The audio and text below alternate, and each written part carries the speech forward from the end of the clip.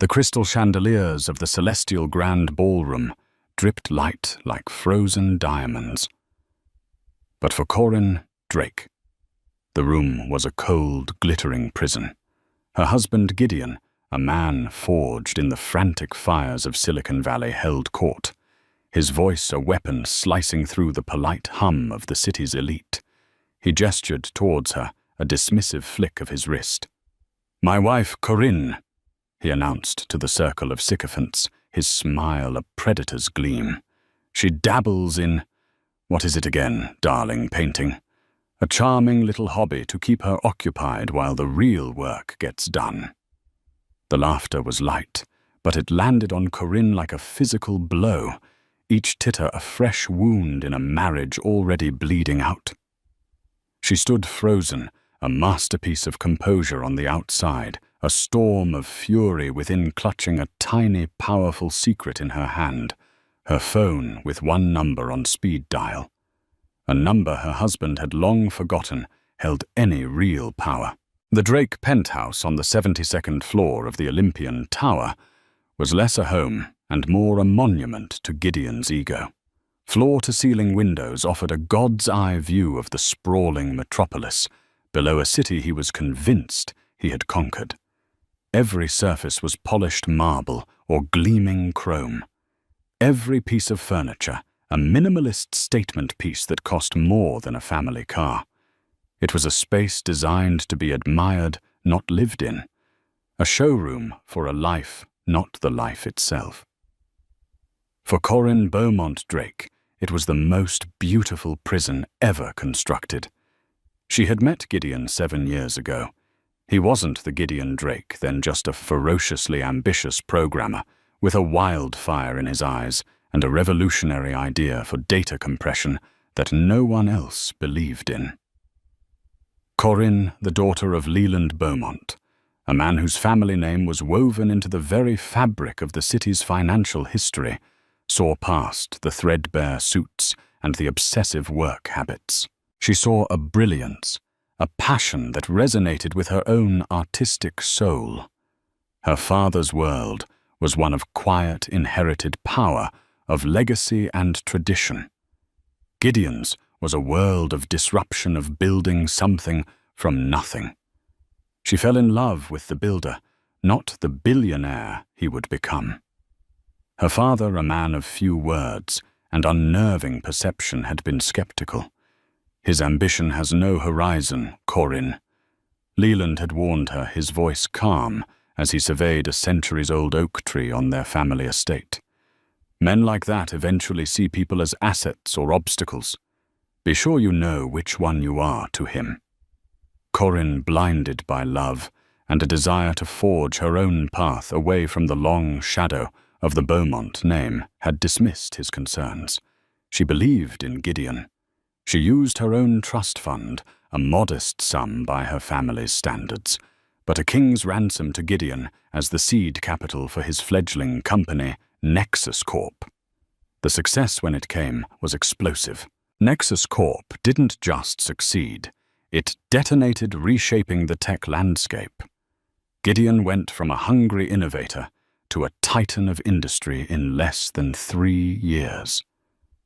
The wildfire in his eyes became an inferno of arrogance.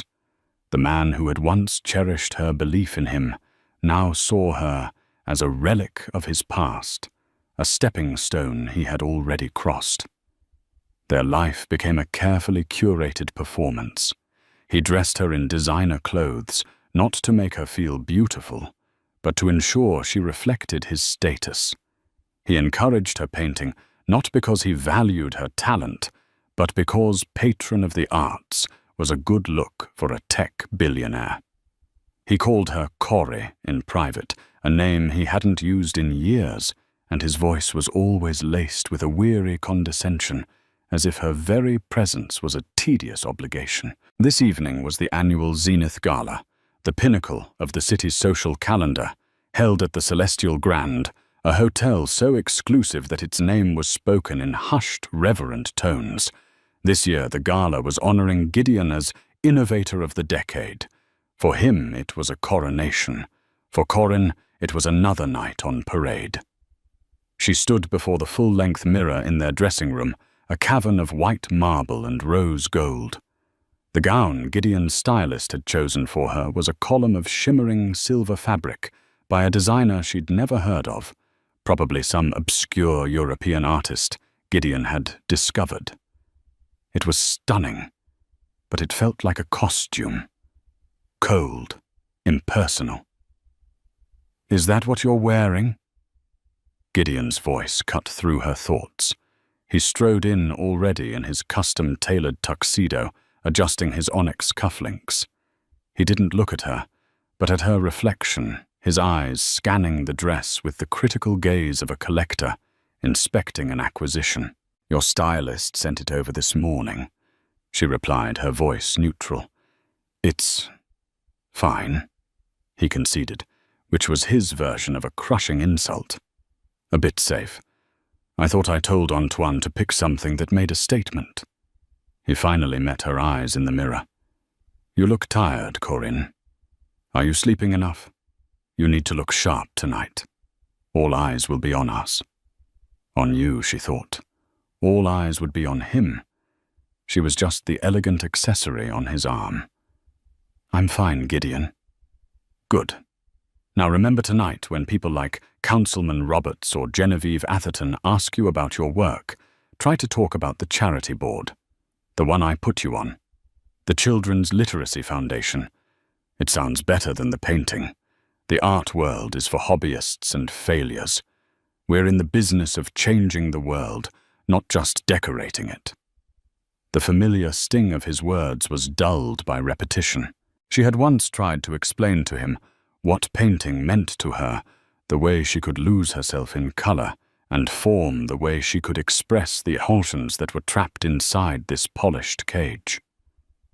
He had listened with a patient smile, the same smile he gave to a child explaining a fantasy game, before telling her it was a lovely way to pass the time. He walked up behind her, his hands landing on her shoulders. They were cold even through the fabric of her gown. "Just smile, look beautiful, and let me do the talking. That's all I need from you tonight," he murmured into her ear, his breath smelling of expensive scotch. It wasn't a request.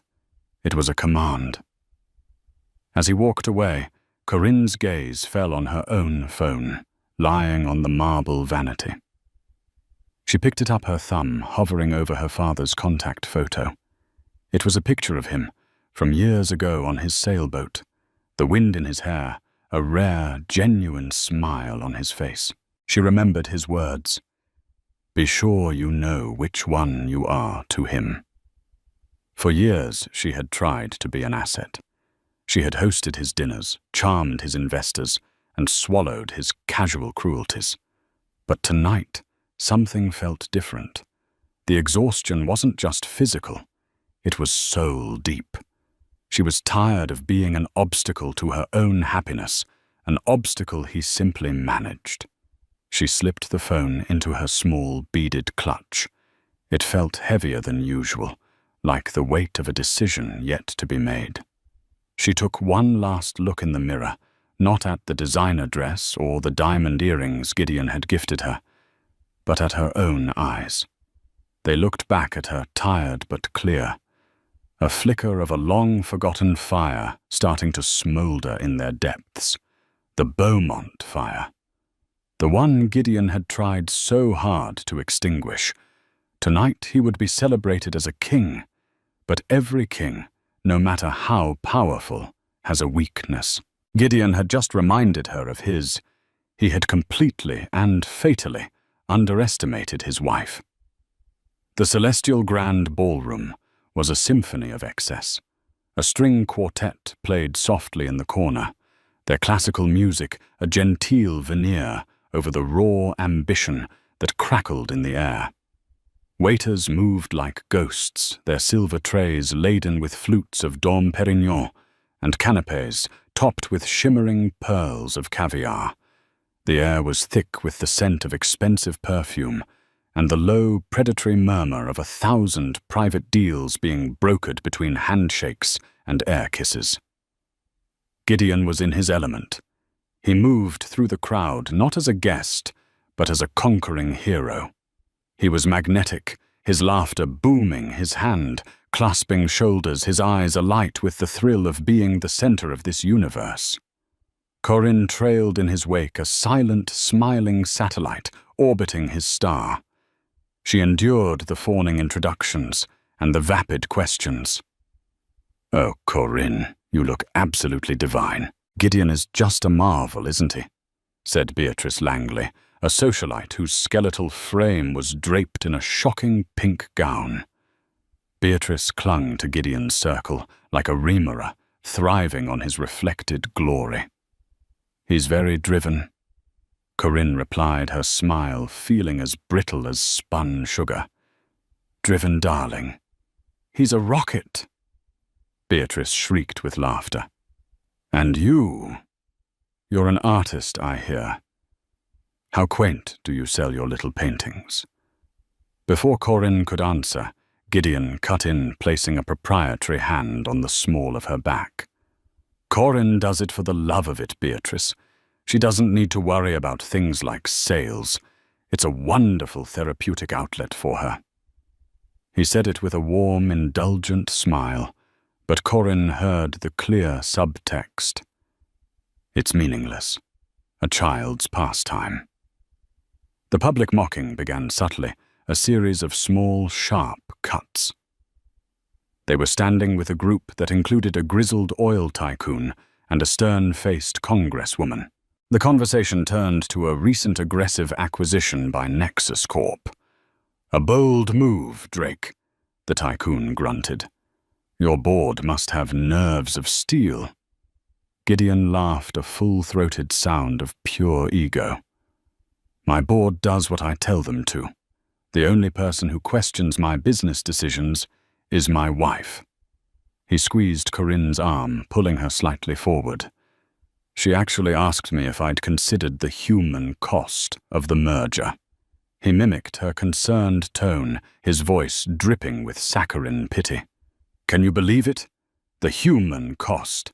I told her the only cost I'm concerned with is the one that gets us to $1 trillion valuation." The group chuckled politely. Corinne felt a hot flush of shame creep up her neck. It was a gross oversimplification of a private conversation where she had merely asked about the thousands of employees who would be laid off. The main event was Gideon's award ceremony. After a fawning speech by the mayor, Gideon took the stage bathed in a reverent spotlight. He was a master orator, charismatic and commanding. He spoke of innovation, of the future, of breaking down old paradigms. And then he turned his attention to his personal life. They say that behind every great man is a great woman. He began, his voice softening as he looked directly at Corinne. The entire ballroom turned to face her. "And my wife, Corinne, has been a bedrock of support."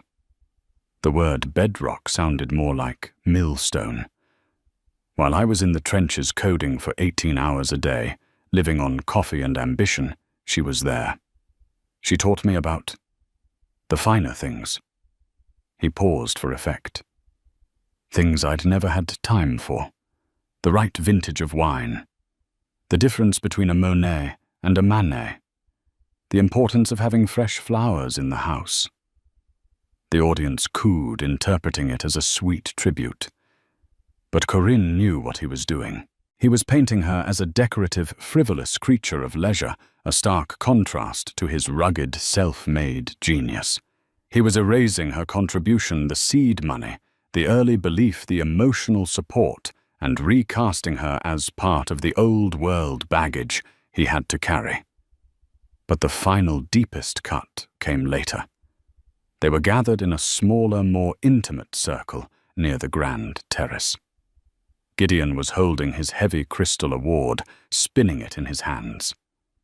Beatrice Langley, ever the sycophant, was gushing. "Gideon, this hotel is just breathtaking. You fit right in. You look like you own the place." Gideon's grin was sharp and cruel. Funny you should say that, Beatrice. We're actually in talks to acquire the Celestial Hotel Group. A little side project. Imagine a Nexus Corp hotel.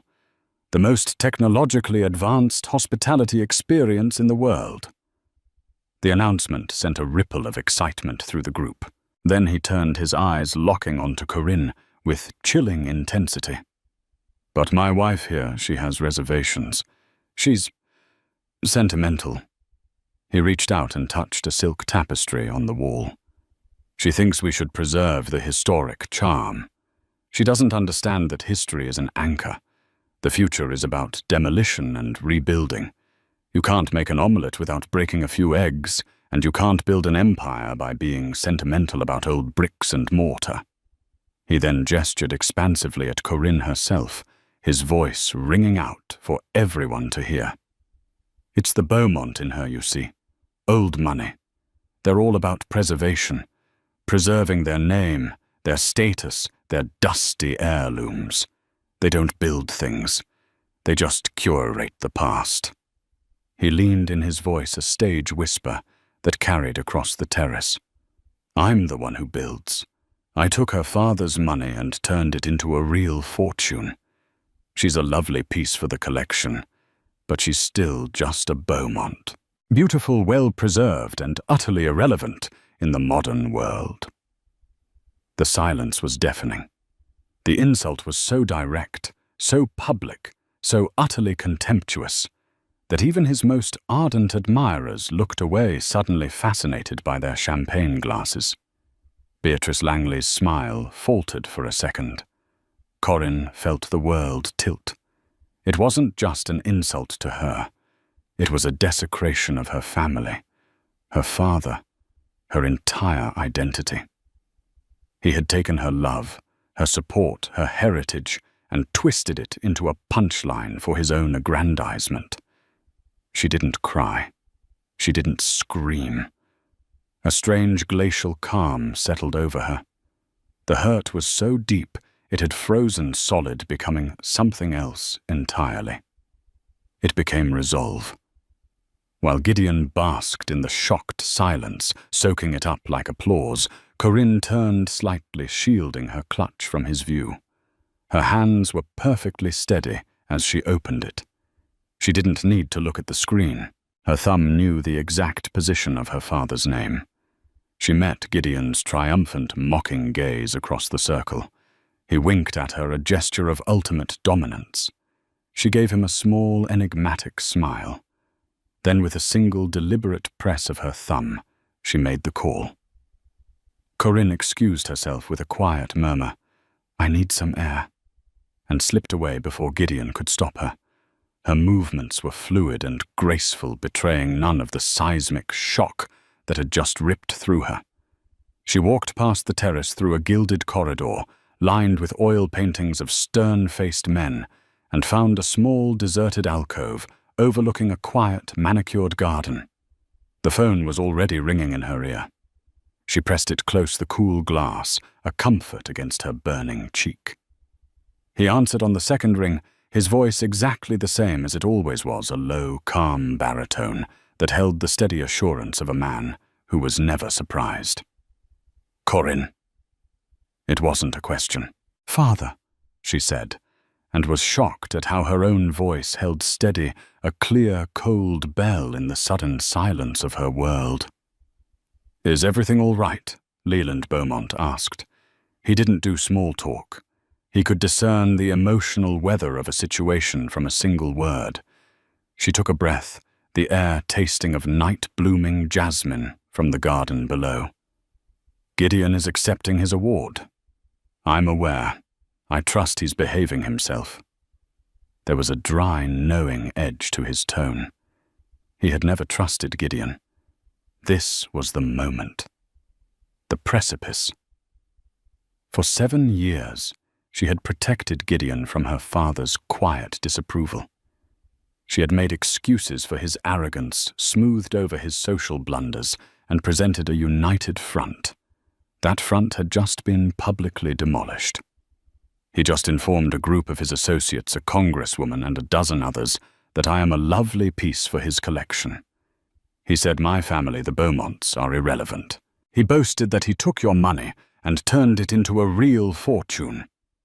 She relayed the words without emotion, like a court stenographer reading back testimony. The facts were damning enough. They needed no embellishment. There was a silence on the other end of the line. It wasn't a shocked silence. It was the deep, profound stillness of a storm gathering far out at sea. When Leland spoke again, his voice had lost any trace of warmth. It was the voice he used in boardrooms just before he financially dismembered an opponent. "Where are you?" he asked. "The Zenith Gala, at the Celestial Grand." "I see." Another pause, this one shorter, more calculating. Corinne could picture him perfectly in his study, a room panelled in dark, rich mahogany, a single lamp illuminating the leather-bound books that lined the walls.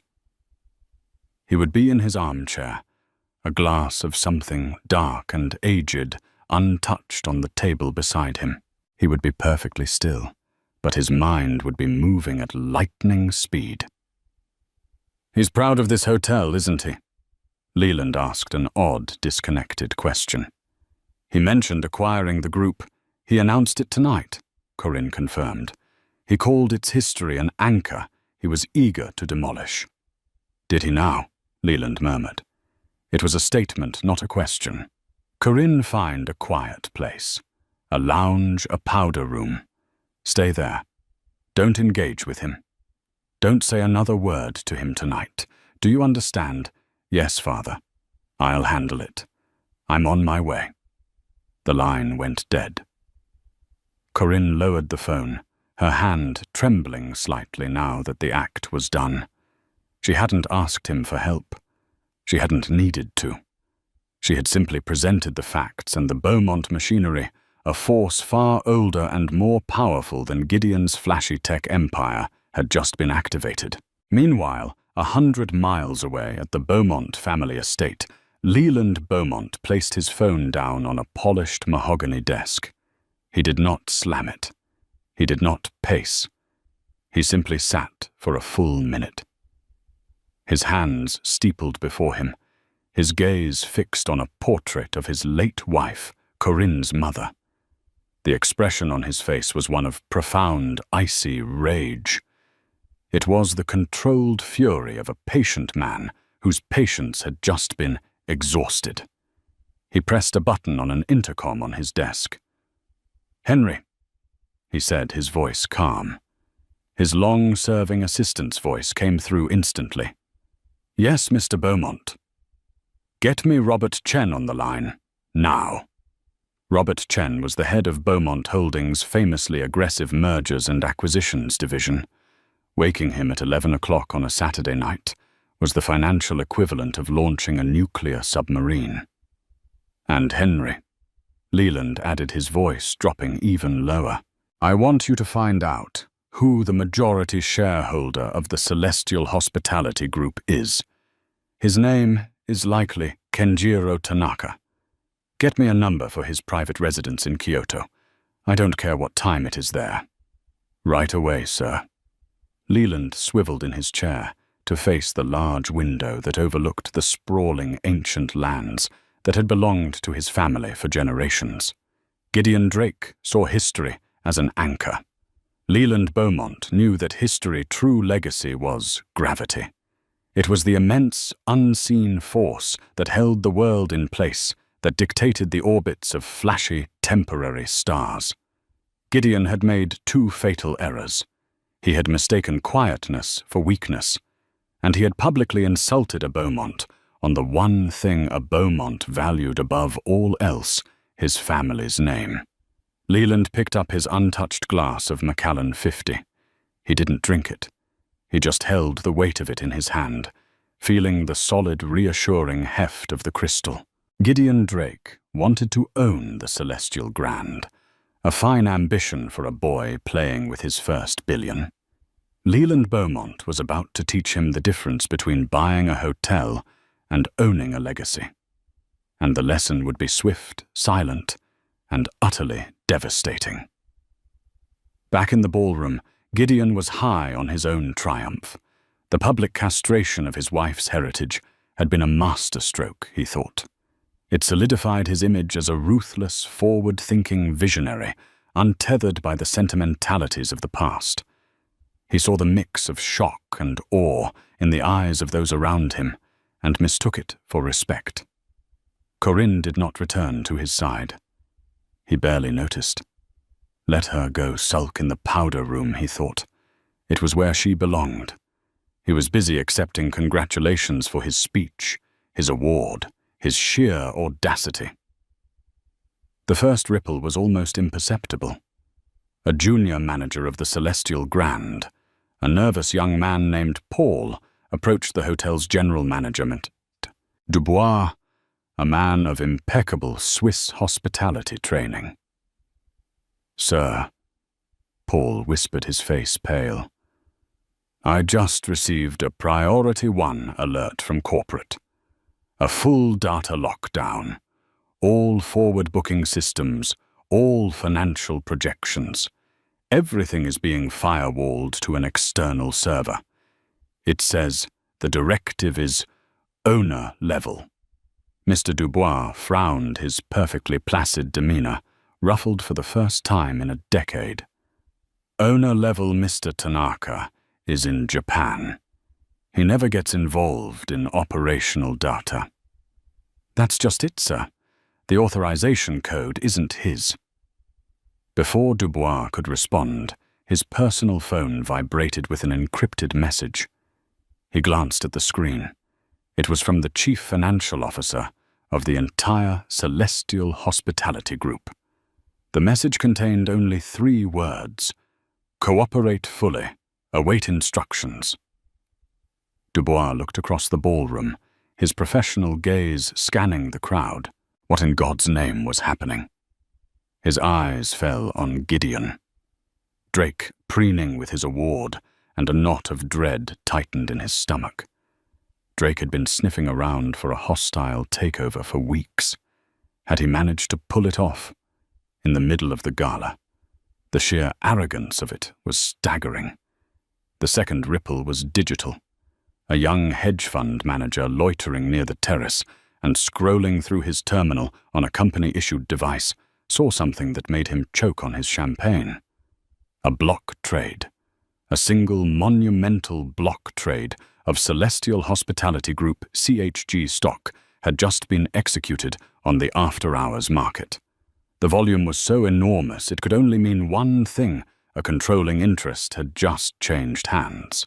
The price per share was a full 30% above market value, a premium so high it was practically a declaration of war. He looked up from his phone, his eyes wide, and sought out his colleagues. "Did you see that CHG trade?" he hissed.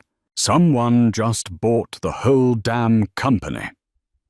The news spread through the financial contingent of the party like a virus. Whispers turned to murmurs. Phones were checked. The murmur grew louder. Who was the buyer?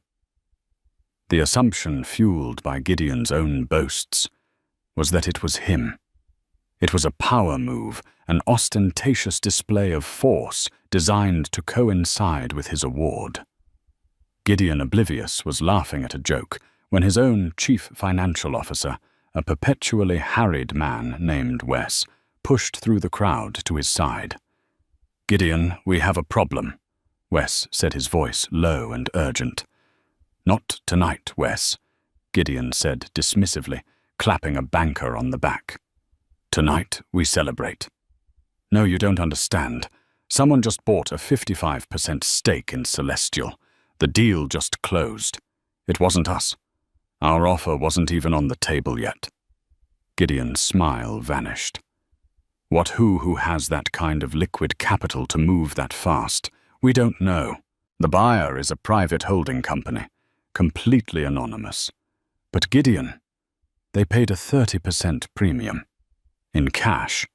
We were planning to offer a 10% premium in a stock and cash deal over 6 months. We've been blown out of the water. The blood drained from Gideon's face. He scanned the room, his mind racing. Who was his rival? Who had the audacity to pull this off on his night? His eyes narrowed, searching for a smug face, a triumphant competitor. He saw nothing. The world was still celebrating him, but the ground beneath his feet had suddenly turned to quicksand. Then the final undeniable ripple arrived. Mr. Dubois, the general manager. His face a mask of professional neutrality, but his eyes filled with a dawning, horrified understanding approached the stage. He walked directly to the podium where the master of ceremonies was preparing to introduce the evening's musical guest. Dubois leaned in and whispered something. The MC's eyes widened. He tapped the microphone. "Ladies and gentlemen, may I have your attention? Please?" His voice boomed, cutting through the rising chatter. The room fell silent. Mr. Dubois took the microphone himself. His hand was perfectly steady. "Ladies and gentlemen, on behalf of the staff and management of the Celestial Grand, I have a most unexpected announcement. As of 20 minutes ago, the Celestial Hospitality Group, including this hotel, has come under new ownership." A wave of gasps and excited murmurs swept the room. All eyes turned to Gideon Drake, who stood frozen, a statue of disbelief. This was it. His rival was about to reveal himself and humiliate him. Dubois continued, his voice clear and precise. "The new owner has expressed his deepest gratitude for you all attending the Zenith Gala this evening. However, he has also issued his first directive as proprietor." He paused, letting the tension build to an unbearable peak. "The gala is over. He has requested that all guests, with the exception of Mr. Gideon Drake, kindly vacate the premises within the next 30 minutes. The silence that followed was absolute. It was a deep, profound void, sucking all the air and ego out of the room. Every single person turned to stare at Gideon, no longer with admiration, but with a morbid, fascinated pity. He was the guest of honor, the man of the hour, and he had just been unceremoniously, publicly and bizarrely kicked out of his own party. Gideon stood speechless, his face a mottled canvas of fury and confusion. He looked around for Corinne, but she was nowhere to be seen.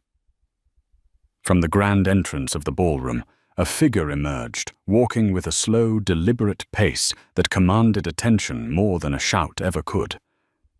He was an older man, dressed in a simple, impeccably tailored dark suit that made Gideon's flashy tuxedo look like a costume. He was not a large man, but he possessed a gravitational pull that bent the room's attention around him. It was Leland Beaumont. Leland Beaumont did not rush. He moved through the parting sea of guests with the unhurried confidence of a man who owned the ground. He walked on which, as of half an hour ago, he did. The whispers followed him, a wave of dawning comprehension. Beaumont, Leland, Beaumont. What is he doing here? He ignored them all. His pale blue eyes, sharp and analytical, were fixed on one person only, Gideon Drake. Gideon watched him approach his mind, struggling to process the scene. This made no sense. Leland Beaumont was old money, a dinosaur. He invested in stable, budding things like bonds and real estate, not grand aggressive takeovers. He was supposed to be at his country estate reading a book, irrelevant. Leland stopped a few feet from Gideon.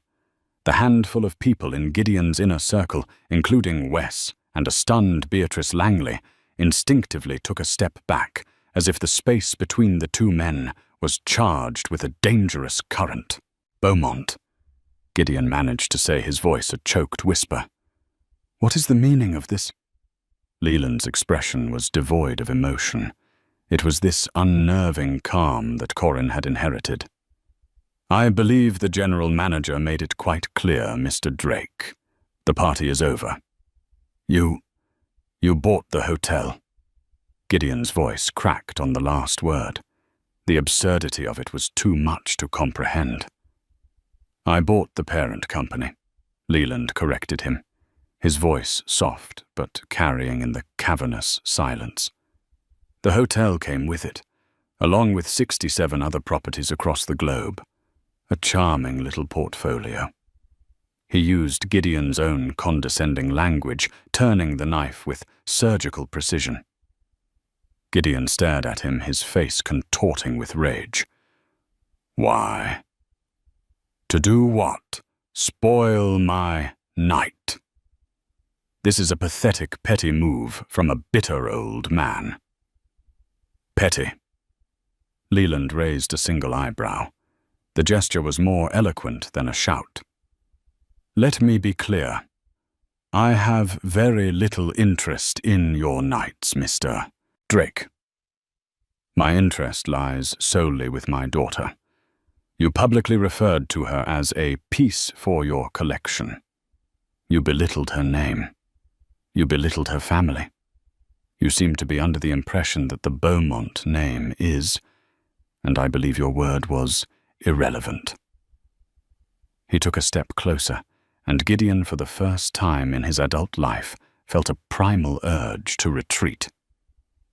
"You see, you new money boys have a fundamental misunderstanding of wealth," Leland continued, his voice a lesson in quiet condescension.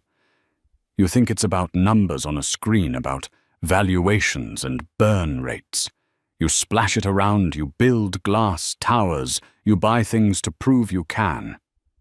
But true wealth, the kind my family has cultivated for over 2 centuries, isn't something you spend. It's something you wield. It's a tool, and it is used for 2 purposes, to build and to protect.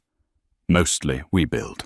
But when someone threatens what we've built, or worse, someone we are sworn to protect, then the tool is used differently." Gideon's CFO, Wes, looked like he was about to have a seizure. He knew the Beaumont reputation. They never entered a fight they hadn't already won. "This is insane," Gideon sputtered. "You can't just buy a multi-billion-dollar company in an hour." "You can't," Leland agreed calmly. "But I can. When Mr. Tanaka in Kyoto receives an offer for a 30% premium all-cash wired from a Beaumont holding account within 60 seconds of his verbal agreement, things tend to move very quickly." He was delighted. He's been wanting to retire and focus on his koi pond. The sheer casual power of the statement staggered everyone who heard it. Gideon had been planning a complex, leveraged buyout for months. Leland Beaumont had accomplished it during a commercial break of whatever he was watching on television. "Now, about your other boast," Leland said, his gaze hardening. "You claimed you took my family's money and turned it into a real fortune." He gestured for his assistant Henry, who had materialized silently at his side. Henry handed him a slim tablet. "My people are very thorough, Mr. Drake. They've been looking into Nexus Corp for some time now. I was concerned about my daughter's financial exposure through her marriage to you." He tapped the screen. "It's a beautiful facade, a soaring stock price, glowing press. But it's built on a foundation of sand. You're over-leveraged.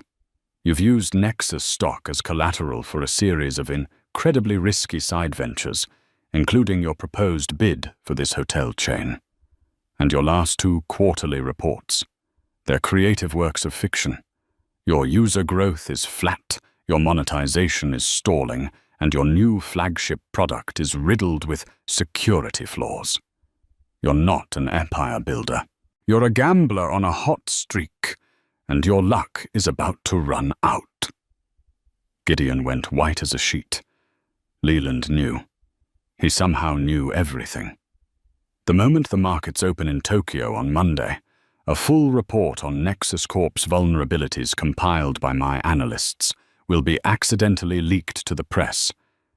Leland stated not as a threat, but as a simple forecast, like predicting rain. I imagine your stock price, the very thing propping up your entire house of cards, will have a rather dramatic correction. By Tuesday morning, your real fortune will be worth substantially less than the irrelevant seed money my daughter first gave you. Gideon looked around wildly, seeking an ally, a friendly face, but saw only a gallery of stunned, silent observers. Beatrice Langley was slowly backing away, her face a mask of horror, as if she was afraid of being caught in the blast radius. You can't," Gideon stammered, his bravado finally shattering, revealing the terrified, insecure man beneath. Leland's face was stone. "I can. I have. You built your empire on disruption. You boasted of demolishing the past. Consider this a lesson in history. History is not an anchor, Mr. Drake. It is a tidal wave. And you just tried to build your sand castle in its path." He slid the tablet back to his assistant. His gaze drifted past Gideon toward the alcove where he knew Corinne was waiting. His work here was almost done. "You are trespassing on my property, Mr. Drake. The security team will escort you out. I suggest you go quietly." Leland turned his back on the broken billionaire, the ultimate gesture of dismissal. The confrontation was over. The execution was scheduled for Monday morning. As Gideon stood paralyzed, his world imploding in the center of the grand ballroom, Corinne emerged from the alcove. She had heard everything. Her father had not raised his voice, had not used a single curse word, but he had systematically and completely dismantled the man who had tried to break her. She walked towards them, her silver dress catching the light, and for the first time all evening she felt like she was wearing armor, not a costume. Her posture was erect, her chin high. The quiet, accommodating wife was gone. In her place stood Corinne Beaumont. Gideon saw her approaching, and a desperate, pathetic flicker of hope lit his eyes. His wife. His asset. Surely she would fix this. "Corinne," he pleaded, his voice raspy. "Tell your father to stop. This is insane. It's a misunderstanding.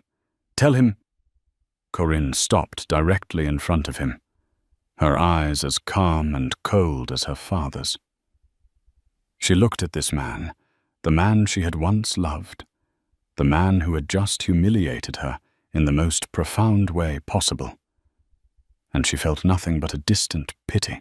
"There is no misunderstanding, Gideon," she said, her voice clear and strong, ringing with an authority he had never heard from her before. "He is doing this because you left him no choice. You left me no choice. But our life, everything we built," he stammered, gesturing around the opulent room, a room that was no longer his playground. "What did we build?" She countered, her voice sharp. "You built a company. You built a public image. You built this cage of a life, and you expected me to sit in it and look pretty. You didn't build a marriage, Gideon. You acquired a wife." She reached into her clutch and pulled out not her phone, but a folded set of legal documents.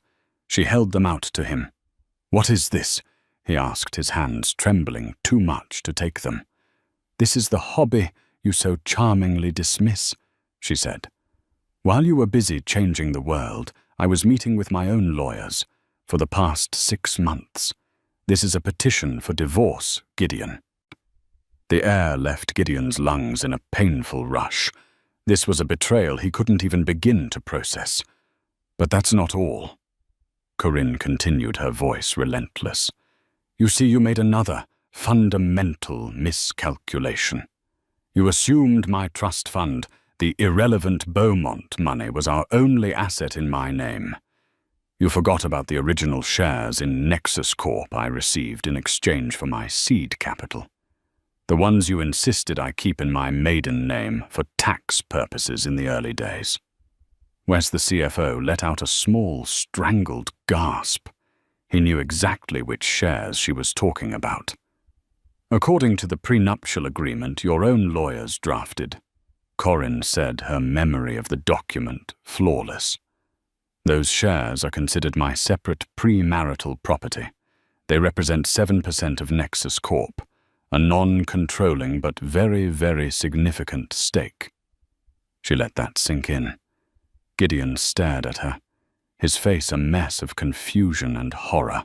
"When the market opens on Monday," she said, echoing her father's chilling forecast, "and your house of cards begins to tremble, I will be selling my entire stake. All of it. A 7% block sale, announced pre-market from one of the company's original investors. It will be seen as a catastrophic vote of no confidence. It won't just start a panic, Gideon. It will be an avalanche." She was not just leaving him. She was not just being rescued by her father. She was taking control. She was delivering the killing blow herself. The quiet, artistic wife he had mocked and dismissed had just revealed herself to be the executioner. You planned this," he whispered, finally understanding the scope of his defeat. "No," Corinne said, and for the first time a flicker of genuine sadness crossed her face. "I hoped I would never have to do this. I kept hoping the man I married was still in there somewhere. But tonight, you made it perfectly clear he's gone. You didn't just insult me, Gideon. You freed me. You reminded me that I am not Corinne Drake, an accessory to a billionaire. I am Corinne Beaumont, and we protect our own." She let the documents fall from her hand. They fluttered to the plush carpet between them, a final damning testament to his failure. She turned to her father, who was watching her with an expression of immense, quiet pride. He held out his arm for her. She took it, and together they turned and walked away, leaving Gideon Drake standing alone in the middle of the cavernous, empty ballroom, the soon-to-be dethroned king of a fallen kingdom, surrounded by the echoes of his own arrogance. The fall of Gideon Drake was not a singular, deafening crash, but a series of sickening fractures that splintered the very foundations of his world. On Monday morning, the Nexus Corps headquarters, usually a humming hive of aggressive ambition, was a tomb of silent panic. Screens glowed with cascading red numbers, each digit a drop of blood from a fatal wound. The first leak in the Financial Chronicle was a surgical strike exposing the rot beneath the company's gleaming facade. But it was the second announcement, the pre-market filing of Corinne Beaumont's intent to sell her entire 7% stake, that turned the panic into a full-scale rout. Gideon stood alone in his glass-walled office, high in the Olympian tower, the city sprawling beneath him like a kingdom that was no longer his. He watched the ticker on his monitor, mesmerized by the sheer velocity of his own destruction. The number which had been his entire identity, the metric of his genius, was in free fall. It was an avalanche, just as she had said. Phone calls from his board, once deferential, were now clipped and accusatory. Margin calls from his creditors, once unthinkable, lit up his phone with a terrifying urgency.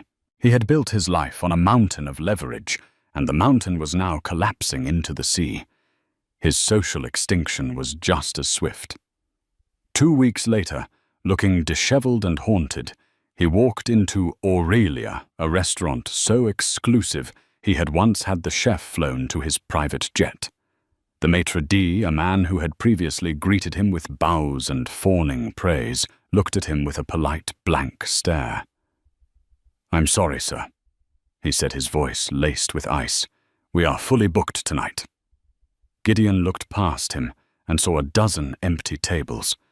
The humiliation was a physical thing, a cold sickness in the pit of his stomach.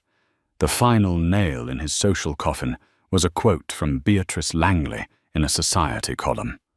When asked about Gideon, she had laughed her brittle laugh and replied, "Gideon who, oh him, such a dreadful flash in the pan." He was no longer a player, he was an anecdote. While Gideon's world shrank to the four walls of his empty penthouse, Corinne's was expanding into the light. She never set foot in the Olympian Tower again. The day after the gala, a discreet team of movers dispatched by her father cleared her art studio and personal effects. They worked with silent efficiency, leaving behind Gideon's chrome furniture and cold marble surfaces, taking only the things that held life and memory. Her new home was a sprawling loft in the city's rejuvenated warehouse district. Where the penthouse had been a sterile showcase of glass and steel, the loft was a sanctuary of warm, brick-aged wooden beams and vast north-facing windows that flooded the space with a gentle, consistent light. For the first time in years, Corinne felt she could breathe. The air didn't smell of industrial-strength cleaner and Gideon's expensive cologne. It smelled of oil paint, turpentine, and the intoxicating perfume of freedom. For the first week, she didn't paint. She slept. She read. She walked through the vibrant, artistic neighborhood, a ghost of a woman slowly regaining her color. Then one morning, she stretched a massive, intimidatingly blank canvas. She stood before it for a long time. Then she began to work. It wasn't the careful, controlled painting of her past. It was a raw, physical act. She attacked the canvas using palette knives and bold, violent strokes. Colors bled into each other, the cold, metallic silver of her gala dress, the glittering false gold of the ballroom chandeliers, the deep, suffocating black of her marriage. It was all there, a storm of memory and emotion. The divorce was as quiet and clinical as a surgical procedure. Gideon, a ghost of the titan he had been, sat opposite her in a lawyer's conference room, flanked by a single overwhelmed attorney he could barely afford. He was diminished, his tailored suit hanging loosely on his frame. He did not meet her eyes. Corinne, poised and calm, signed the papers with a steady hand. She wanted nothing from their shared life. The sale of her Nexus shares, executed with perfect timing, had already secured her future. As she left the room, she felt a final faint pang of sorrow, not for the monster he had become, but for the brilliant, passionate man she had once loved, a man now buried forever under the rubble of his own ego. 6 months later, the Corinne Beaumont Gallery opened its doors. It was the antithesis of the Zenith Gala. The air buzzed with excited, authentic conversation. The crowd was a vibrant mix of paint-splattered students, shrewd critics, and people who genuinely loved art. Corinne, dressed in a simple but elegant deep blue dress, moved through the space, not as an ornament, but as its gravitational center. The undeniable heart of the exhibition was her own work, a single monumental canvas hanging on the far wall. It was titled simply, "The Celestial Grand." It was the storm she had unleashed in her first weeks of freedom. The canvas was a maelstrom of texture and color. Shards of metallic silver and gold leaf were embedded in thick black impasto, looking like the beautiful, dangerous debris of an explosion. But from the center, bursting through the darkness, came an unstoppable eruption of life. Streaks of cerulean blue, the color of her father's eyes, and the sea he loved. A fierce, defiant orange, the color of a sunrise. And a deep, resilient green, the color of new growth after a fire. It was a painting of utter demolition, but more than that, it was a masterpiece of rebirth. Leland Beaumont watched his daughter from a quiet corner.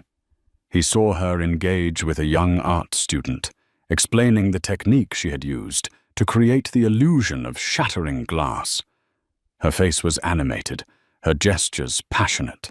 She was not just inhabiting her life, she was creating it, curating it with the same focus and vision she applied to her gallery. He finally made his way through the crowd to her side. She turned, and the brilliant smile she gave him held all the warmth that had been missing for so long. "Father, I'm so glad you could make it." His eyes were on her painting. He studied it for a long moment, his gaze analytical, yet full of a deep, unspoken emotion. "You didn't just redecorate, Corinne," he said, his voice a low murmur just for her. "You rebuilt from the foundations up." "You gave me the blueprints," she replied softly, placing a hand on his arm. "You reminded me that a Beaumont foundation is made of stone, not sand." He looked from the painting back to her face, seeing not the tired, fragile woman from the gala, but the strong, formidable one who stood before him, now her own master. A rare, genuine smile touched his lips. "The foundation was always yours," he said. "You just had to remember where you put it." She raised her glass in a silent toast, her eyes shining under the gallery lights. Across the room, her painting blazed a testament not to an ending, but to a spectacular, hard-won, and beautiful new beginning. And there you have it. A story not just about revenge, but about reclamation. It's a powerful reminder that true strength isn't always loud and aggressive. Sometimes it's the quiet, underestimated force that waits for the perfect moment to reveal its power. Corinne Beaumont was dismissed as a hobbyist, a decorative piece, but she proved that heritage intelligence and a will of iron are a more formidable combination than any flashy tech fortune. Gideon Drake learned the hard way that when you mock the foundation, the entire building is destined to collapse. What do you think? Was Gideon's downfall deserved, or was Leland's move too extreme? Let me know your thoughts in the comments below. If you were moved by Corinne's journey to freedom and enjoy stories where the powerful get their ultimate comeuppance, please show your support by hitting that like button, sharing this video with someone who needs to see it, and subscribing to the channel for more dramatic tales. Your support is what allows me to keep bringing these stories to life. Thank you for listening.